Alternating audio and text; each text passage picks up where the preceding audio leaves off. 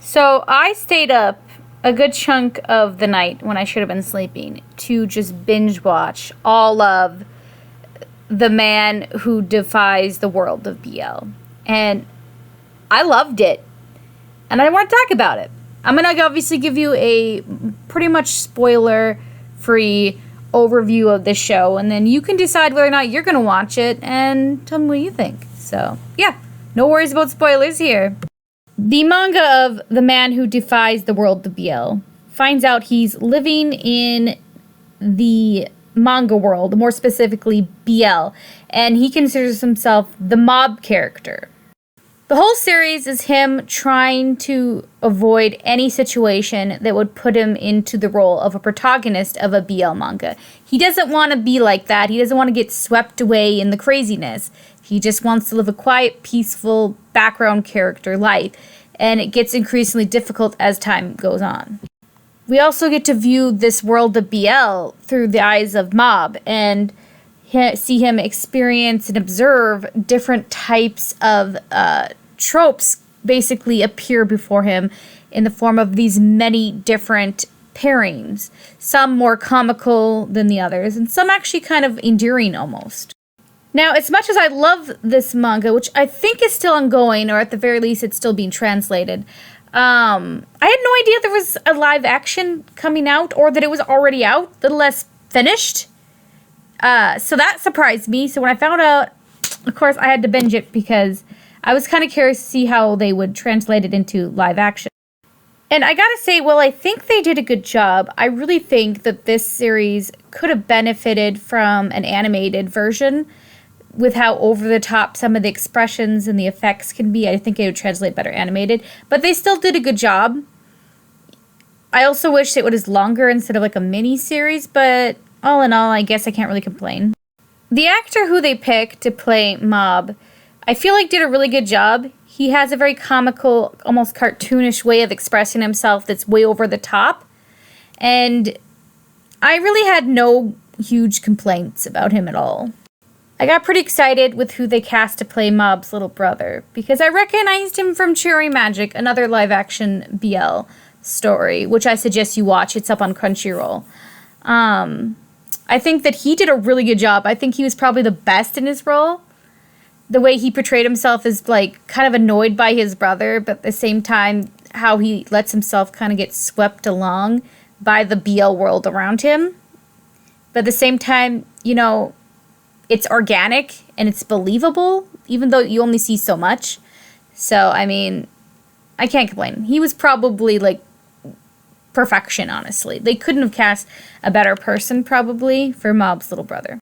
I wouldn't have an issue with really any of the cast, for the most part. I really loved, though, the scenes between him and his love interest, who, I don't know, he was adorable. They were both adorable. Everybody was, adorable. It was just really funny, too, to see all these side couples, appear and act out their stuff. And it kind of made you realize that, well, certain BL tropes work really well on paper. It doesn't always translate well to the world around you if it was real. Some of the romance scenes were, like, purposely dragged out and made uncomfortable. You were made to feel the uncomfortableness and further understand Mob's desire to just avoid everything that could possibly put him in, the situation.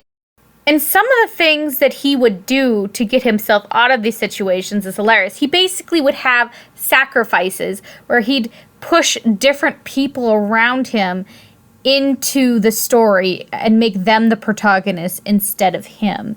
And he was ruthless. He would find somebody who would think would be single and be like, okay, you're going in this situation. But of course, he does find out over time that the world of BL is ruthless and it is determined to make him a protagonist and not a mob character anymore. So he just continuously finds himself in just awkward situations, and he's like constantly just like frantically thinking like, okay, how do I get out of this? How do I remove myself from this situation? One thing I liked about the live-action miniseries is that unlike the manga, where for the most part he remains unmoved, like, nothing can sway him. In the live action series, you see him start to break down over time, and you start thinking, okay, who's he gonna end up with? And you kind of get that feeling from the manga, but not as much. But you definitely feel it in the live action series. I really do hope he gives up and, like, embraces himself into the BL world eventually in the manga. There's a few candidates that haven't given up on him that I think would be, like, really funny. But I don't know. Like I said, I don't know if the manga's over yet. I just know that I'm where it's translated. In the miniseries, he does give in. And there's a part of him that's still fighting it in the end, but he gives in. I do think that his love story that he ends up in is very sweet, but at the same time, I wish it would have had more time to develop. So it kind of left me kind of, torn. I also really love the BL fan in here who also becomes aware that he's in a BL world. And I love how he can hear what Mob is thinking. And there's a few times where they kind of almost have a weird mental interaction through space and time. I feel like these two would have been an interesting couple in a way, but Mob avoids that situation very quickly. The absolute best thing about this miniseries, though, is the opening. It's catchy, it's funny, and it's sung by the main cast of the miniseries. There's one guy in there that I don't really recognize, and there's another guy who I didn't even realize who he was until, like, the last 3 episodes, but, Just trust me, the opening is worth it, it's hilarious, and you'll find yourself humming along. If anything, just go find the opening and watch that, alright? After watching it, I can definitely confidently say I don't regret, staying up late and giving up my sleep for this show. I probably would give it an overall 8 BL mangas out of 10. Yep, that's my final score. What do you guys think? Let me know down below. Have you watched it? Are you planning on watching it? Have you read the manga? Do you guys know if the manga is over? Does it end with him with someone? I don't know. I definitely feel like this miniseries had an original ending. And they teased at a season 2 playfully, so I guess we'll see if that happens. I really hope they do, though. It was really fun to watch.